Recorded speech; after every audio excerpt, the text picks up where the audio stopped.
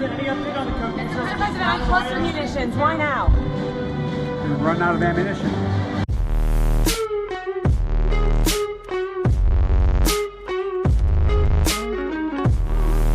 And we are live. Welcome back. This is episode number 55 of Calibrated with Scott. I'm Scott, of course, and we have so much to talk about, especially what you just heard right there. What you just heard was Biden responding to a question about why he's sending cluster munitions to Ukraine. And his response was, quote unquote, Ukraine is running out of ammunition. If Ukraine is running out of ammunition, what does that tell you? Who's been supplying Ukraine with ammunition for the past year? The West. So if Ukraine is running out of ammunition, what he's really saying is that we're running out of ammunition. And I don't mean that the US is completely running out of its stockpile of ammunition. It has what it needs for its own security. What it is running out of is its ability to supply a proxy war against Russia. This is surplus munitions, most of it is old, that is being dug up from Israel, South Korea, US military reserve stocks, and being sent over there. The US has run out. They do not have the production capabilities to keep up. They're trying to actively expand their production capabilities, but the issue is that the Ukraine crisis, the Ukraine project for the West is not an existential one. They may have now made it an existential one through their actions, but before all of this, if production of shells had remained exactly where it was, the US would have been fine. Now the US is trying to ramp up, and it will take a year or two to actually get to that point. And they have no other option but to send a quote-unquote banned munition. I'm going to now play a video from Jen Psaki, and here it is. There are reports of illegal cluster bombs and vacuum bombs being used by the Russians. If that's true, what is the next step of this administration, and is there a red line for how much violence will be tolerated against civilians in this manner that's illegal and potentially a war crime? It would be. I don't have any confirmation of that. We have seen the reports. If that were true, it would potentially be a war crime. Obviously, there are a range of international fora that would assess that.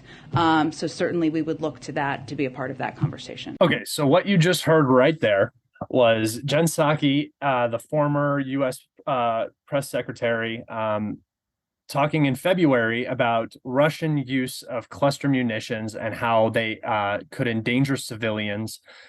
Because if you guys don't know what a cluster munition is, and particularly what the U.S. is sending, there are multiple versions of this, but the U.S. is going to be sending 155 millimeter artillery shells. These artillery shells have submunitions in them, or bomblets.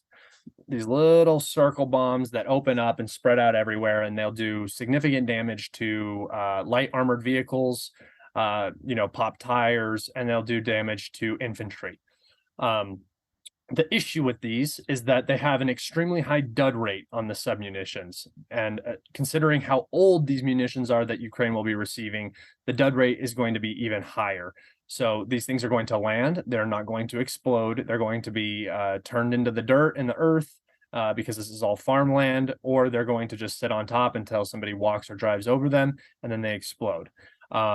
Cluster munitions are not new to Ukraine. Ukraine has been using them. They had a huge Soviet stockpile. The Russians have also been using them to a lesser extent.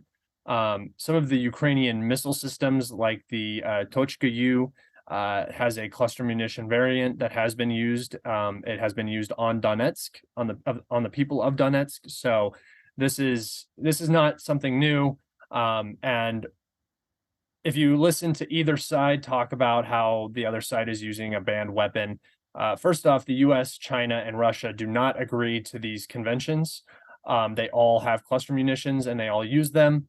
The EU does not subscribe does subscribe to these conventions, so this is a big deal for them to agree to sending these to Ukraine, and it really just kind of shows the hypocrisy of the whole situation. It's all right for me, but not for these sort of thing that the U.S. loves to do with almost every foreign policy issue that they come across. The reason that they're sending these is because Ukraine is out of ammunition. Traditionally, what would be used is AP or HE rounds. Specifically, high explosive rounds are very good for destroying fortifications like Russian trench lines and pillboxes, which are what the Ukrainians are really coming up against in the Zaporozhye region. Cluster munitions are really, really bad against fortified locations. If the infantry is not out in the open, if they have any sort of cover in front of them, these cluster munitions are rather weak when it comes to their actual capabilities. You know, if you drop it on top of a tank, it's not going to destroy a tank, most likely. Even light armored vehicles, the crews are going to be completely safe. So it's not the replacement that the pro-Ukrainian crowd thinks it is. I would actually prefer to have, you know, however many cluster munitions they're getting in HE instead, because the Ukrainians have been using HE and AP rounds this entire time and have been very successful with their artillery duels, with their ability to track targets and destroy targets. And I don't think people quite understand what a cluster munition is and what it's actually going to do. They just are hoping for a new wonder weapon, and that's just not what it's going to be. The lack of other ammunition, though, is an extreme worry for anybody who's hoping that the Ukraine project's going to work out for the West. It's good news for anybody who is pro Russia, pro SMO. You know, it's just they're not going to be able to accomplish what they originally would have with this different ammunition. It's supposed to, you know, they're saying it's supposed to gap the bridge between U.S. production follies and, you know, Ukraine running out of ammunition. I don't think it will. I think that you're also seeing a time when the Ukrainians are using a lot more ammunition on the offensive. Their traditional usage for a day was 6,000 rounds. That was the estimation of what the Ukrainians were firing in a day when the Russians were on the offensive. They were conserving their ammunition for this offensive. And since the offensive started, the ammunition expenditure has been much higher. It's unsustainable for the Ukrainians, but that's what's necessary to go on the offensive, right? Once that drops back down to 6,000, the Ukrainians are going to lose the initiative and the Russians are going to go back on the offensive. The cluster munitions are not going to bridge that gap. I think that the number that the United States says that they're going to send is 100,000 rounds. If we take their original usage of 6,000 rounds a day, that's about 16 days of ammunition, which is not a lot. And at the higher expenditure rate, say, let's just give a number of 15,000. That's what, 8 days? I mean, it's just, I mean, 8 days if you stretch it out and conserve it. That's just not enough. We'll see how much they end up sending. It could be more, but as of right now, this is just looking like pure desperation from the West. They have nothing else to send, so they're sending this. We didn't get any confirmation on ATACMS. That could be something that is brought up at the NATO summit on July 11th in Lithuania. As of right now, we don't know. But I just wanted to read an article from Sky News that talked about this whole thing. And I wanted to talk about this because not only is the president's narrative shifting, which I think was probably a mistake that he said that. He's got dementia probably, and he's fading fast. So he's just going to say random shit. You can't always believe what he says. But Sky News came out with an article, and Sky News is a very pro-Ukrainian or traditionally pro-Ukrainian English I would call it a propaganda outlet, but you can call it news if you want. So, you know, take this with a grain of salt. As it is, I don't consider it a reliable source, but it is interesting to note the change of narrative now that the West is sending these munitions, and particularly because I don't think Britain was fully on board with these munitions being sent because they have their conventions that go against it. So here we have Sky News saying, U.S. cluster bomb deal is a clear signal that the war is not going well for Ukraine. America risks losing the moral high ground by supplying Ukraine with weapons banned by much of the world. So why are they supplying it? And then the article continues to go on to say, America also risks losing the moral high ground against Russia by supplying a weapon banned by much of the world. So why supply it? Well, the facts on the ground are not in Ukraine's favor. The transfer is a clear signal that the war is not going well for Ukraine. The so-called spring offensive did not materialize in the spring and looks set to falter through the summer too.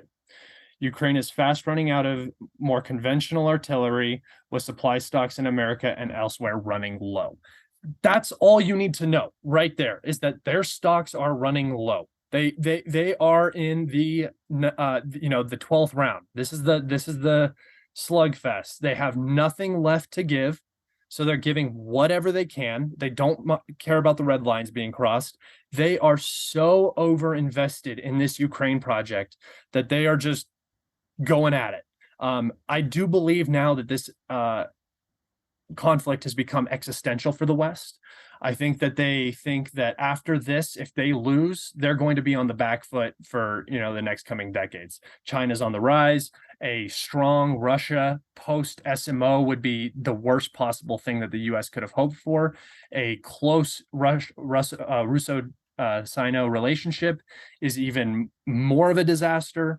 The West has lost Saudi Arabia. The whole thing is just not looking particularly well for NATO. So, and more specifically, the United States.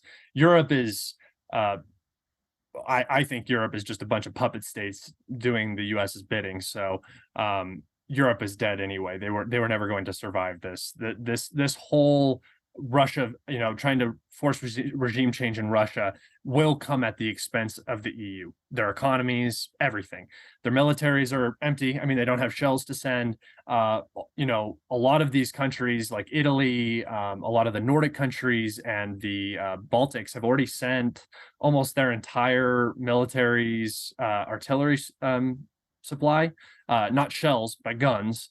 Their SPGs, a lot of these countries don't have tanks anymore. A lot of these countries don't have aircraft. They're hoping that the US is going to reimburse them for their donations of their Soviet equipment and their NATO equipment. I don't know how that's going to happen when, the United States can't even supply its proxy war properly. It's drawing down from its own reserves to supply this proxy war, and it's failing. It's failing horribly. I'm going to now talk about the counteroffensive and how it's going. We are now D plus 34, so 34 days into the Ukrainian counteroffensive. And if you look at the map here, you'll see the total territory recaptured by the Ukrainians, and it amounts to less than 300 square kilometers, which I don't know if that sounds big to everybody, but it's really not that much, especially considering that all of these are in the security zone of the Russians. We have 10 kilometers around Stepove, 33 square kilometers around Mala Tokmaka. We have 145 kilometers around the on the ledge, and we have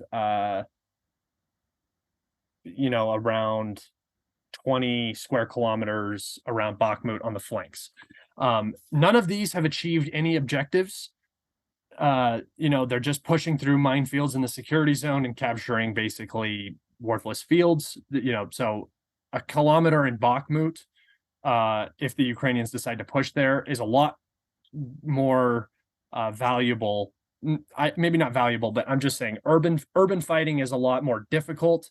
And a kilometer there is an achievement, whereas a kilometer through an open field before you even reach the first line of defense is really not much of an achievement. And I'll throw up a map here of the first line of defense in the area where they have captured the most territory. And as you can see, they are still really nowhere near the first line of defense. So the Russians have completely stymied this offensive. I think the first phase of the offensive is coming to an end, realizing how poorly it went. The Ukrainians just don't have any viable options. They're trying to push Bakhmut, but a Bakhmut push doesn't really achieve anything of any significance other than PR. Even if they recaptured all of Bakhmut, they're wasting their army there. That's the thing, is they're not doing any damage to the Russian military, any great damage to the Russian military. When the Russians surrounded the Ukrainians in Mariupol, and they destroyed that garrison, that was a significant amount of damage to the Ukrainian military. when the Russians were sitting on the north and south flank of Bakhmut, and the city was, in March, I believe, they almost had their entire territory that they ever had controlled around Bakhmut. It was the furthest extent of it. And over the next 2 months until May, when it ended, the Ukrainians were using these roads of death in and out of the city, taking attrition in and out of the city, pushing more and more men and equipment into the city, and that was just being lost. And the casualties were not getting medevaced in time, so the KIAs were extremely high in the city.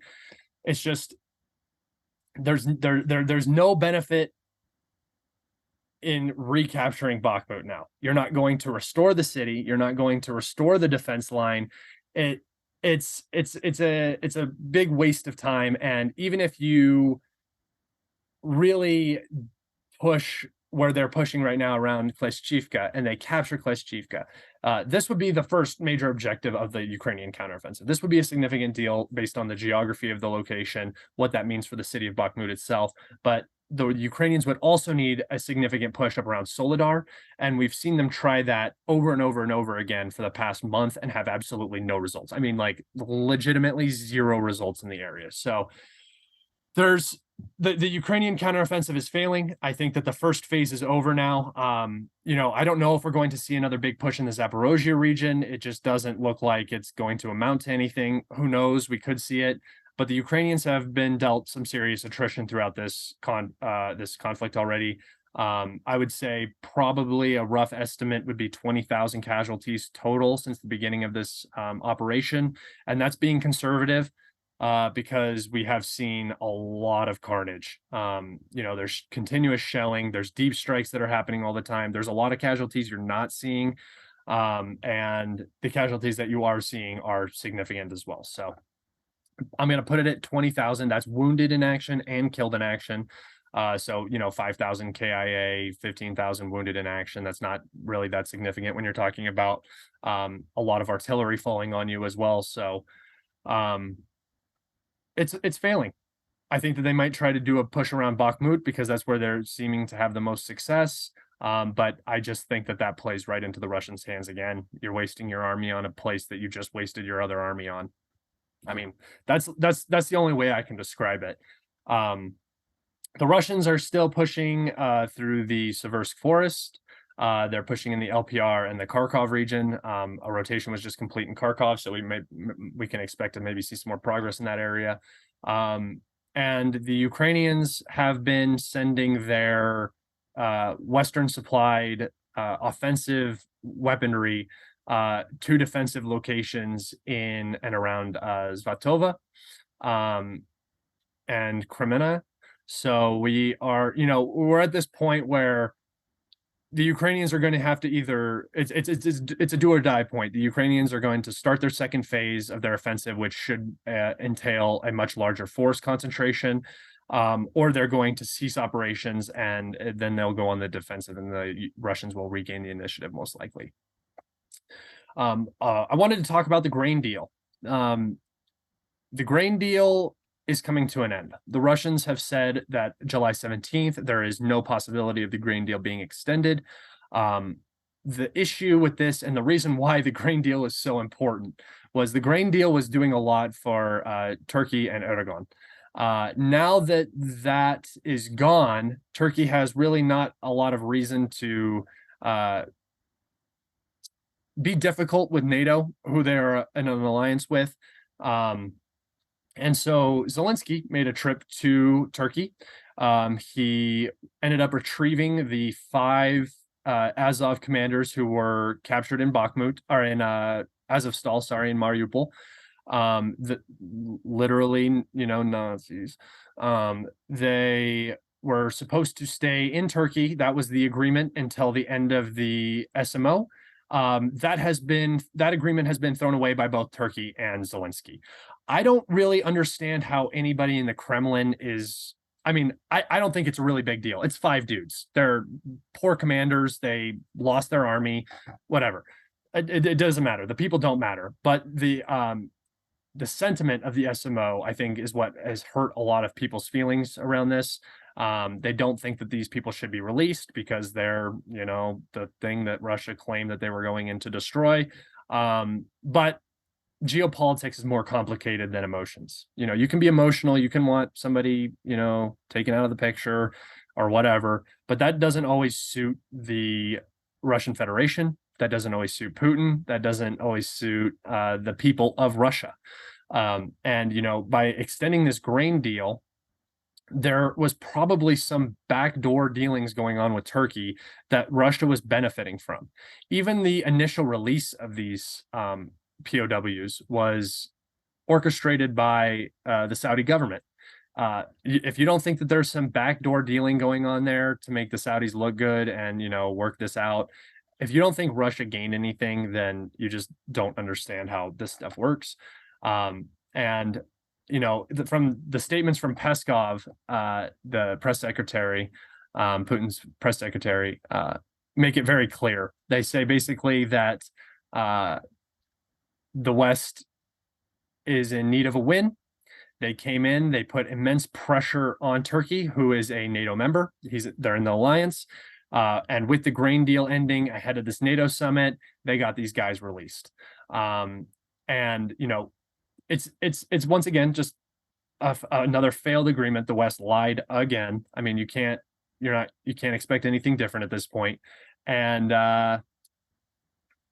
they got 5 guys back. I guess that's the big win. I don't really understand. They're going to turn this into a big deal. They're going to make it some massive thing, but it's literally 5 people. It's 5 people who don't matter. And now these 5 people are targets. They're war criminals. The Russians consider them war criminals, so they will now take them out as they should. And I would not doubt that if these guys stay in Ukraine, if they go back into military service, that would be the big mistake right there, because then they're going to put themselves right in the line of fire. But we'll see how it plays out. It could go really any other way. I just don't think it's necessarily a huge loss for the Russians. I think that it makes the Ukrainians look bad that they're so happy that they got their Azov guys back. I mean, that's just speaks volumes about how the government thinks. They're going to push this like propaganda. Zelensky also visited Snake Island. He took a little speedboat over there, took some pictures and went back. Once again, anything to distract from the catastrophically failing counteroffensive, anything you can possibly do. And it's being done. So just don't get lost in the minutia of distractions and propaganda, because that's all that this is. I did want to go over some questions from my Telegram, so I'm going to bring those up right here. I have 5 questions that I pulled out. I'm going to keep doing this at the end of some of my podcasts because I am very interested in your guys' questions and I want to interact with you guys a little bit more. So if you want a question in any podcast, if you leave a super chat on my YouTube, I will definitely answer that question in the next episode if it's appropriate. And if you join my Telegram, sometimes I put up Q&As on my Telegram and you can ask questions there. So join my Telegram. The first one comes from a gentleman named Jose. He says, in World War II, the Soviet partisans blew up many trains and railways. I don't know why suddenly the Russians are letting them pass by.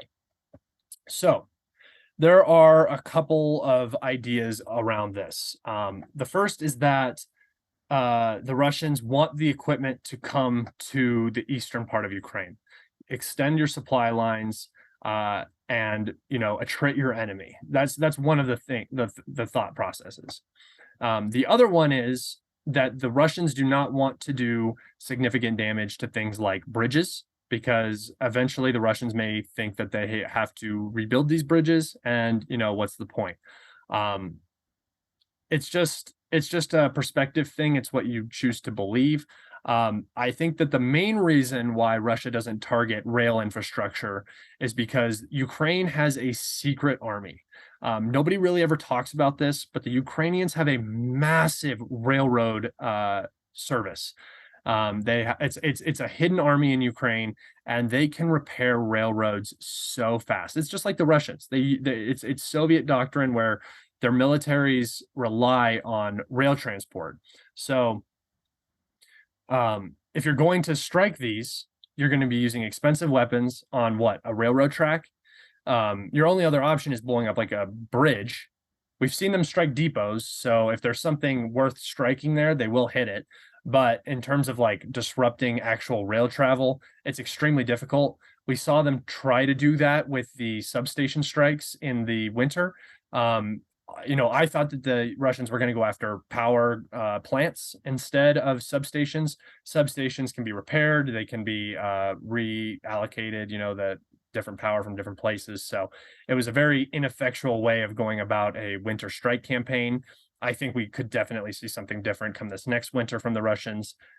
Just time will tell. We don't know yet. The next question comes from Robert, and he says, any estimates on the losses of both the Russians and the Ukrainians? So this is a very difficult question because we only have propaganda numbers. If you listen to the Ukrainians, 200,000 Russians have died. That's just nonsense. That's an absolute crock of shit. That's not real. If you told me that, the Russians have suffered 100,000 casualties in Ukraine, maybe 150,000 casualties, that's wounded in action and killed in action. So let's just say, 50,000 killed and 100,000 wounded. That seems like a realistic number to me. That seems like something that is, can be proven. We have Mediazona, who's a BBC affiliate and a very anti-Russian group that goes and they track Russian servicemen losses, and their actual provable losses of the Russian military amount to somewhere around 30,000, I think. So, add on 20,000 of unproven losses. I don't know how that works, but whatever. Though that would signify to me the extent of the Russian attrition in this conflict. The way that the Ukrainians have been fighting, the way that they use manpower very frivolously. There was a thing called the Bakhmut meat grinder for a reason, that the Ukrainians were sending in brigade after brigade after brigade that were just being lost in here. They did it in Kherson during the Kherson offensive that failed. The reason why the Kherson situation even occurred is because supply and logistics were interrupted and the Russians withdrew. If you remember, in August, the Ukrainians went in to the gut and they sat in there for months or a month and just got riddled. The Kharkov offensive was the outcome of reserve rotation. So realistically, I think that the Ukrainians have probably lost somewhere. I just like to usually turn Ukrainian propaganda numbers against themselves. And if you look at what the Ukrainians say, they say that the Russians have lost 200,000 soldiers. That number makes sense to me. I don't know, that's where, killed in action, 200,000. That makes that number seems whole to me. I don't know what their losses are in wounded in action. The KIA might be slightly lower. 200, I would say 250,000. This is just such a hard question, man. It's just a guess. I don't know. I'm going to go ahead and say that the Ukrainians have suffered probably 150,000 KIA and, whatever number of wounded in action on top of that. Maybe let's just say 300,000 for a nice round number. I think that probably the ratio is 2-1 in Russia's favor. And that's that. That's just my opinion. That is based on almost nothing besides Ukrainian sources for Russian losses that are proven, which is Mediazona. But outside of that, it's just really anybody's guess. Usually you don't need 11 or 12 rounds of mobilization and general mobilization of everybody to, if you've only lost like whatever the Ukrainians say, 20,000 men or whatever. It's just absolutely ridiculous. I can't believe it. Here's a really good question. And this one comes from, I don't know who this one comes from actually. But they say, what are your qualifications to talk on these things? My qualifications are absolutely nothing. I don't understand this whole gatekeeping thing. There are some very good intel guys that have been around that, they know the scene. They can provide information that I can't. Sure. There are military guys that know certain things about the military that I don't know, and that can affect my assessment. Sure.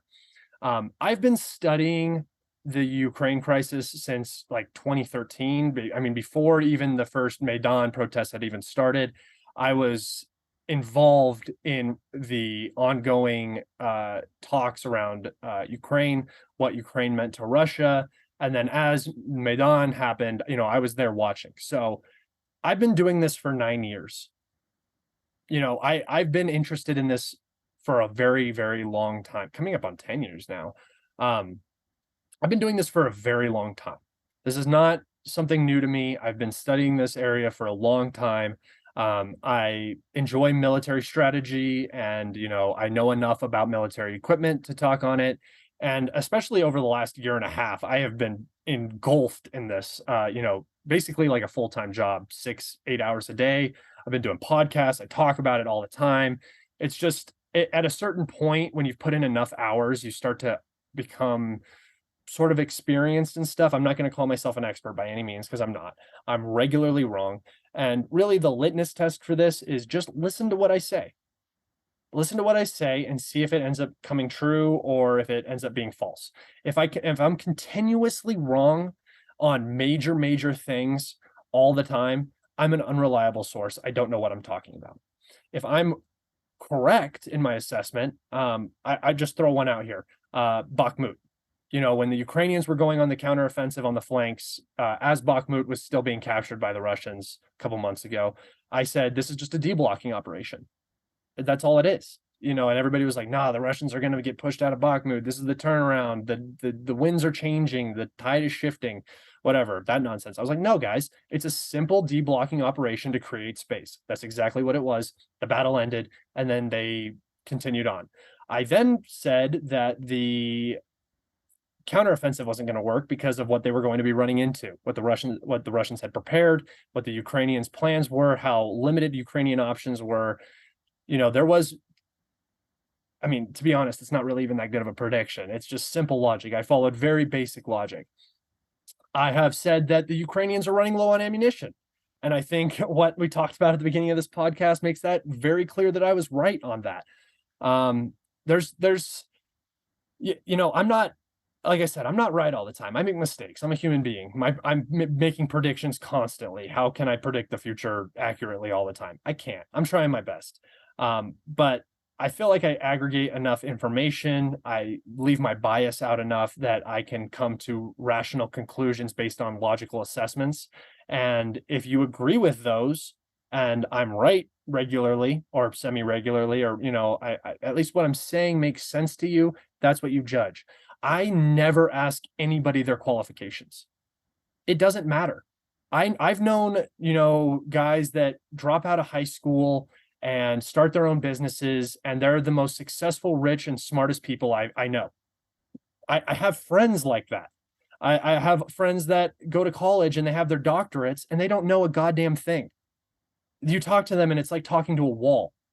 School and accolades and jobs do not mean that you are good at talking about something, that you understand something. It can help, but it doesn't necessarily mean that. So what are my qualifications? Nothing. I know how to shoot a gun very well.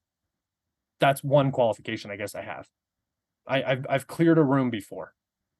Not in a combat situation, but in kill rooms, I've cleared rooms. That doesn't have anything to do with what's going on in Ukraine, I'm not going to bring that up. I don't have any traditional schooling that would, help me in this thing. I've just been studying this thing for basically half my life now. So that's my qualification. And if that's not enough, go find somebody that, and I don't mean this in a mean way, but go find somebody with better qualifications. There's plenty of them. They say basically the same thing I do because they follow the same lines of logic that I do. Simple as that. Are you going to make the gray curtain behind you a bit better when you podcast? Guys, I don't think you know quite what my setup is here. I'm basically in a little cubby. I'm trying to set up a studio area in my house. I'm cleaning out a room right now to do that. I'm going to soundproof it and do some stuff like that. So that's on the way. That should be coming in the next couple months. But for right now, you guys are just going to have to put up with the gray screen until I get something figured out. And the last question comes from, once again, I don't have a name here, but any idea what the Ukrainian populace, what the sentiment of the Ukrainian populace is towards the country's leadership? Do they see themselves as sovereign or as a client state? It depends on who you ask. If you ask the, more radical groups in Ukraine, they're going to say that they're sovereign and they're fighting for their freedom and all that. If you ask the Russian-speaking population, they're going to say we don't want this at all. This is nonsense. We should not be in this war. Our boys are going to die first. If you ask the Transcarpathians, the Hungarian ethnic population, they've been absolutely mauled by this conflict. The 128th Mountain Assault Brigade has been destroyed multiple times. It's almost like a ethnic issue that the Ukrainians have with the Hungarians. I don't know what the deal is, but it's really horrible how the way they use this brigade. It really just depends on who you ask. I think if you ask moms who have lost their boys, they're going to say that they're pretty unhappy with the Ukrainian government. The Ukrainian government this entire time could have negotiated, but they've chose 1991 borders and anti-Russian policy. If you ask the people who voted for Zelensky, Zelensky ran on peace. He said that he would talk to the Russians. And then as soon as he got into office, he got twisted by all of the different powers that be, and that changed. So the people who voted for Zelensky were lied to, as happens most times when you vote for politicians. You get lied to. And so I don't know. I'm not in Ukraine. I can't necessarily speak for them, but I would not be happy. I'm not happy with my government right now, and they're doing the exact same thing that the Ukrainians are doing, except I'm not, we're not being sent over to get killed. So I can only imagine what level that would add to them. And there's a second part of this question that says, do the people of Ukraine have the same resolve as Zelensky to take back Crimea and all of the Donbass? Is anyone there starting to think he's crazy for not negotiating? Absolutely. Absolutely. People do not have the same resolve. You're going up against a nuclear power. Unless you're totally buying all of the propaganda, then you have to have some doubt. Zelensky has doubt. I'll post up the part of his BBC conversations again, where he's talking about in May, he said that let's see, let me bring it up here just so I have it. So on May 11th, Zelensky said, we need more time before the counteroffensive. He needs more weapons and more time to get ready. That was on May 11th, right? And now his statement on July 5th was, Zelensky says he wanted the counteroffensive to start much earlier to preempt Russian defenses. You can't have it both ways. You can't say that you're ready to go and then also say that you're not ready and you need more time. It doesn't work like that. And so he doesn't even have faith in what he's saying. That's that, right? I mean, that's the answer. I don't think anybody can have. Probably Ukrainians have more faith than Zelensky has in taking back Crimea. I think he understands the situation. I don't think he has a choice. And that's that. Thank you guys so much for listening. That's where I'm going to wrap this one up. If you guys wouldn't mind liking, subscribing, and sharing this, it's the easiest way you can support me. Remember, if you guys leave super chats, I will answer your questions if they're appropriate to the topic. And yeah. Just take care, everybody. Be safe.